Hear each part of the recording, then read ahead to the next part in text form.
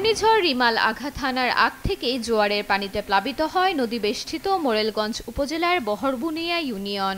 ঝড়ের রাতে পুরো ইউনিয়ন ডুবে যায় কেওড়া, মানিক ও পানগুছি নদী থেকে আসা জলোচ্ছ্বাসের পানিতে। সবচেয়ে বেশি পানির উৎস ক্ষতিগ্রস্ত হয়েছে ঘষিয়াখালী গ্রামে। সুপেয় পানির একমাত্র উৎস জেলা পরিষদের পুকুরে ঢুকে পড়ে লবণ পানি। ঝড়ের ৮ দিনেও পুকুরের পাড় মেরামতের তেমন কোনো উদ্যোগ নেয়নি জনস্বাস্থ্য প্রকৌশল অধিদপ্তর। এতে চরম বিপাকে স্থানীয়রা। বন্যায় এই পুকুর ডুবে যাওয়ায় আমাদের এই পানিটা লবণ হয়ে গেছে, আমরা এখন খুব কষ্টে আছি। আমরা এই বাজার পুষ্করিণীতে পানিটা ব্যবহার করতাম, খাইতাম। তো এই বন্যার কারণে ২-৩ জায়গায় ভেঙে গেছে, আমাদের এখন খাবার পানির অনেক সংকট। কয়দিন আগে যে ঘূর্ণিঝড় হয়েছে তার জন্য ওই লবণ পানিতে আমাকে যে একটা পুকুর ছিল ওইটা ভেঙে গেছে। পরে আমাকে পানি জাহাজ থেকে এনে তারপর মনে করেন ব্যবহার করার আগে রান্নার জন্য বা খাওয়ার জন্য। ঘষিয়াখালী গ্রামের পাশে আন্তর্জাতিক নৌ রুট ঘষিয়াখালী চ্যানেল।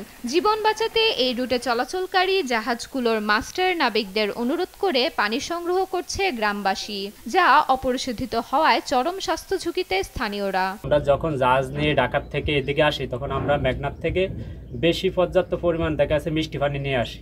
মিষ্টি পানি নিয়ে এসে এখানে যখন আমরা সিলিং মিস করি অনেক সময় দেখা গেছে আমরা এখানে লোকজন আসলে আমরা এদেরকে পানি দিয়ে যাই। যদিও জনস্বাস্থ্য প্রকৌশল অধিদপ্তর বলছে দুর্গত এলাকায় দৈনিক ৫ থেকে ৬ হাজার লিটার পানি সরবরাহ করা হচ্ছে। যোগাযোগ ব্যবস্থা ভেঙে পড়ায় ঘষিয়াখালী এলাকায় পৌঁছায়নি এ পানি।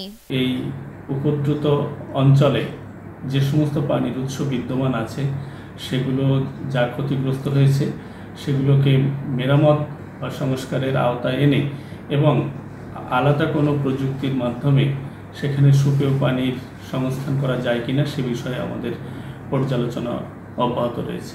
ঘূর্ণিঝড় রিমালে জেলায় ক্ষতিগ্রস্ত হয়েছে নলকূপ, rain water harvesting tank, PSF ও পুকুর সহ বিভিন্ন ধরনের ২০,২২৬টি সুপেয় পানির উৎস।